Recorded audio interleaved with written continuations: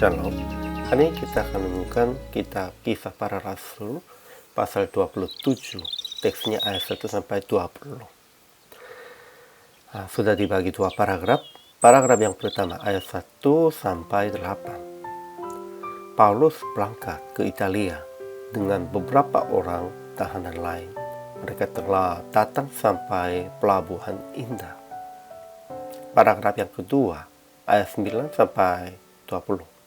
Paulus sarankan bahwa susah berlayar lagi, tetapi kapal tetap berlayar dan bertemu angin badainya yang disebut angin timur laut.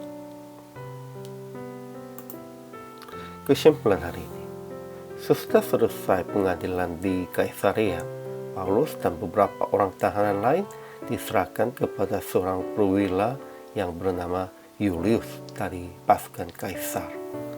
Dalam perjalanan itu, Lukas dan Aristarchus, seorang Makedonia dari Tesalonika, menyertai juga. Julius mengizinkan akan Paulus mengunjungi sahabat-sahabatnya di Sidon.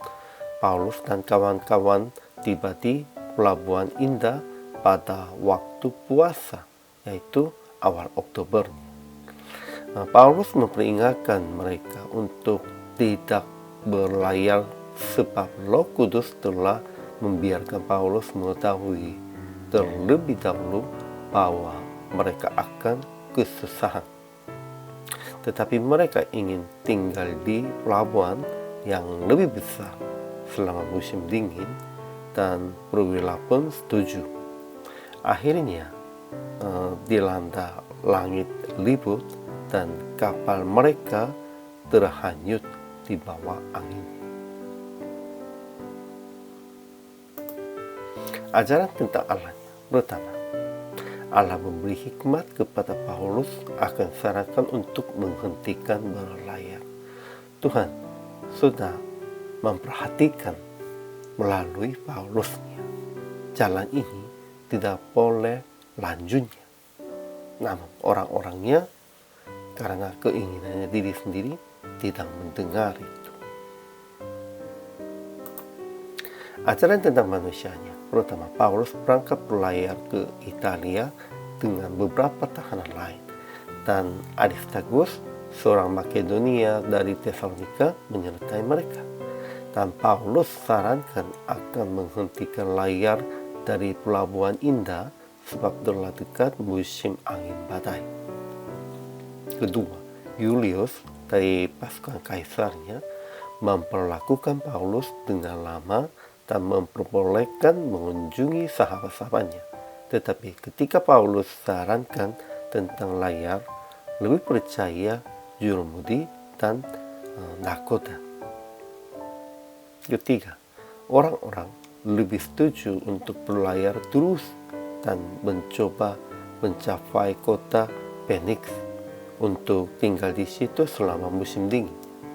Tetapi akhirnya bertemu angin badai yang disebut angin timur laut dan putus harapan untuk dapat menyelamatkan diri mereka.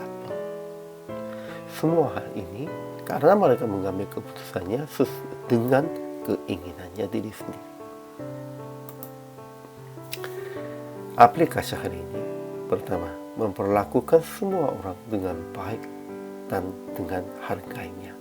Juliusnya sudah memperlakukan Paulusnya dengan baik, dan setujuinya dia kunjungi teman-teman juga ini. Kita juga harus melakukannya kepada mereka dengan baik dan dengan hargai mereka. Kedua, memperhatikan saran dari orang-orang sering mendengar suara Tuhan. Ya, memang ada saran dari seorang yang saleh dan tetap mendengar suara Tuhan. Harus memperhatikan, jangan melakukan hanya sesuai dengan keinginannya diri. Ketiga, jangan putus asa sekalipun di dalam kondisi yang sulit seperti angin badai. Ya, memang mereka sudah putus harapan tentang menyelamatkannya. Namun, Tuhan pasti akan menyelamatkan mereka. Itu akan lanjutnya sampai renungan besok. Kalau begitu, kita juga harus usaha dan percaya dan jangan putus asanya, karena Tuhan pasti akan menyelamatkan dan menyertainya. Itu penting.